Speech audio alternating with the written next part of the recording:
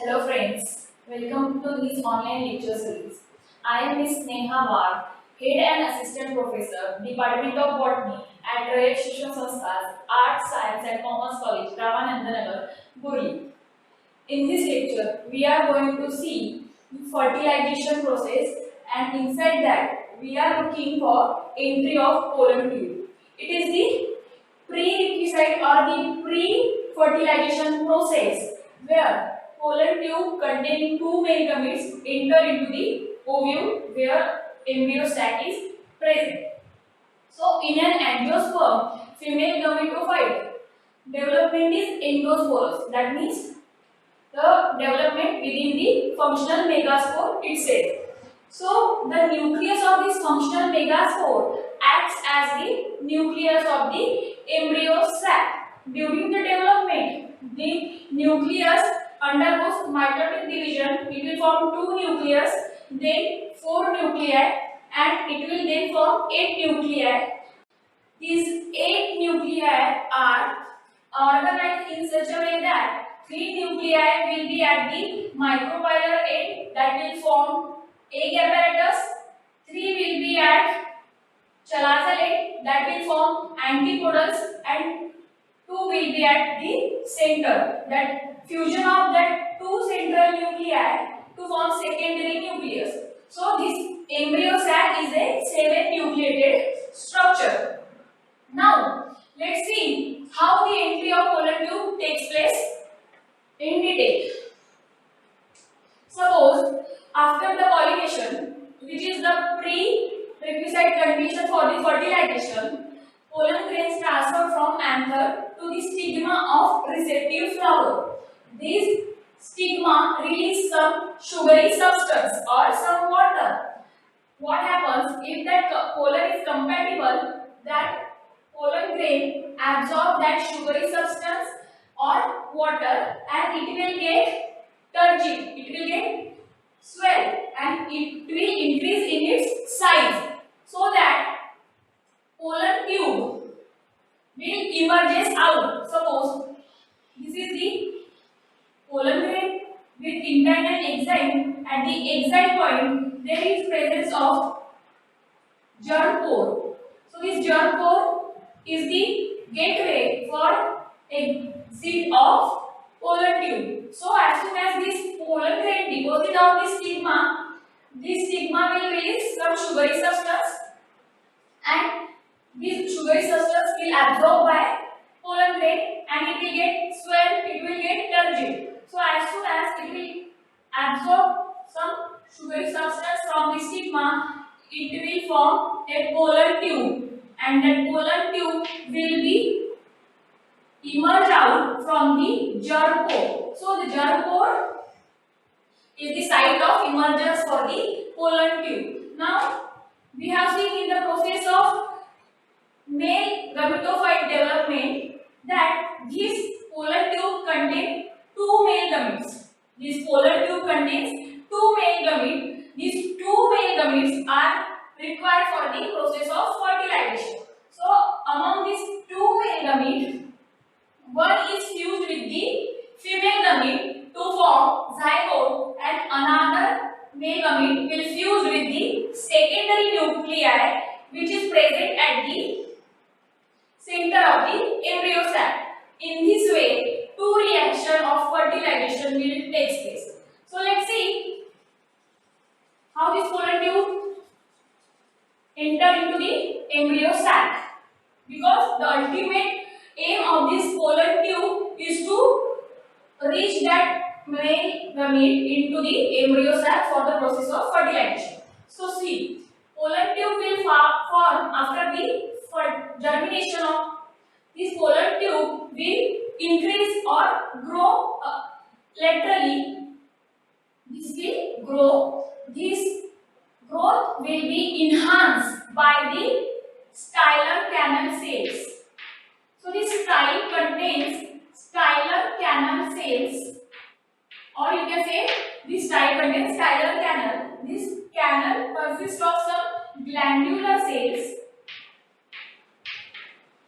This styler canal contains some glandular cells. These secrete some secret secretion. This secretes some secretion. This glandular cells secrete some secretion. This secretion contain proteins,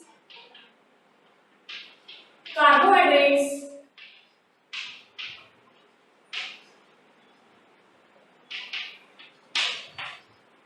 fats, minerals.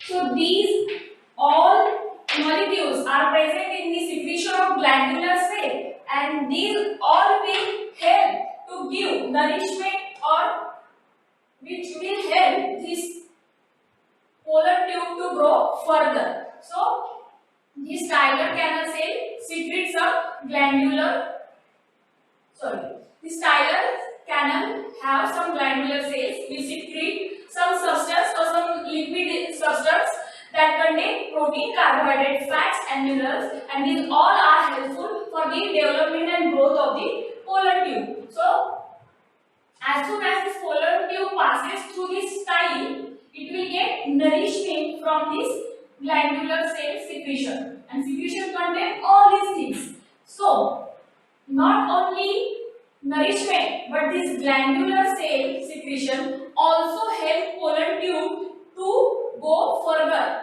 or you can say this secretion will guide the path of the polar tube. ये secretion क्या काम करेगा? Nourishment तो देगा ही देगा, लेकिन ये polar tube को एक पाथ डायरेक्ट करेगा, एक पाथ गाइड करेगा एम्ब्रियो सैक तक पहुंचने के लिए. So this is the secretion of glandular cells of styler canal.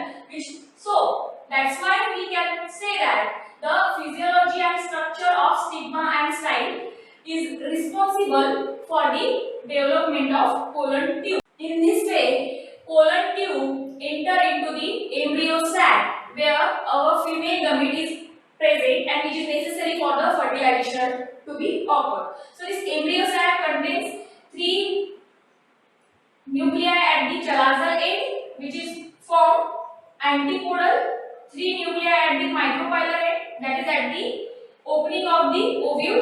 These 3 nuclei at micropylar end forms egg apparatus.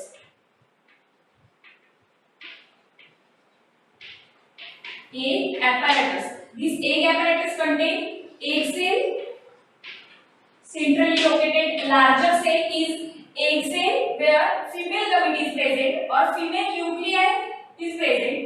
Then it also contains synergids.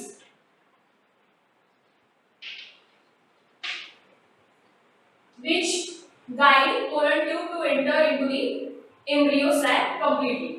So this forms egg apparatus. Now, depending upon the entry of polar tube into the ovule, there are 3 types. Let's see.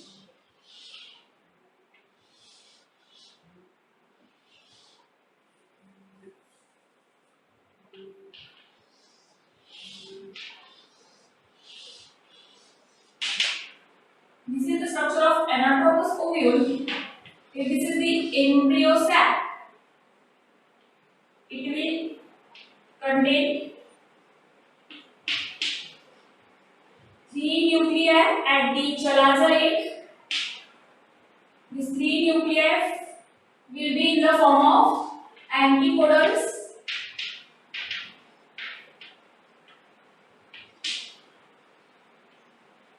These 2 nuclei, which after fusion form a secondary nuclei or secondary nucleus,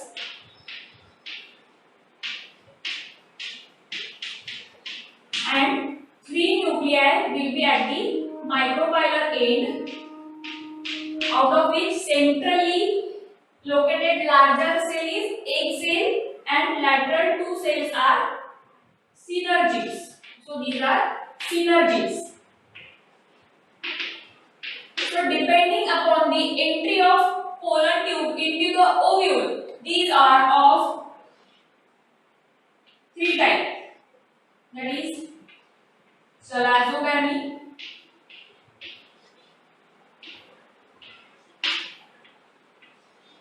mesogamy,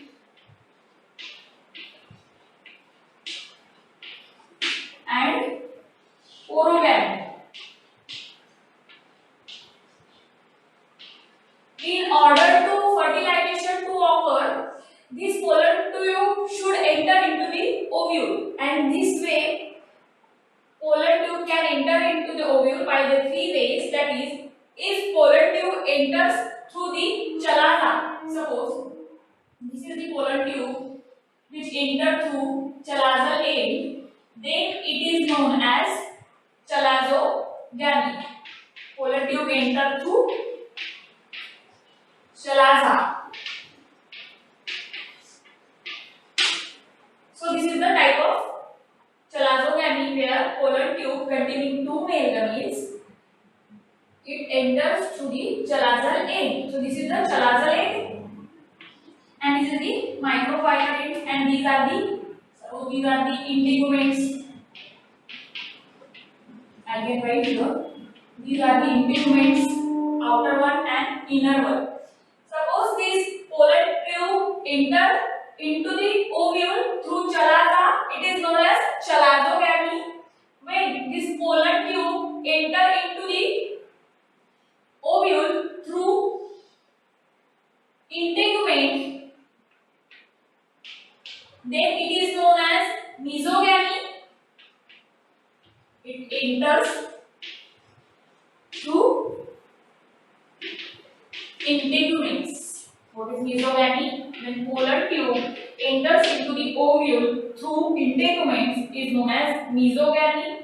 When pollen tube enter into the ovule through microphylla end, suppose this pollen tube is coming from this style like this, and it will enter into this ovule through this microphylla end, then that type of entry of pollen tube is known as porogamy. So here, in case of porogamy, pollen tube will enter into the ovule through microphylla.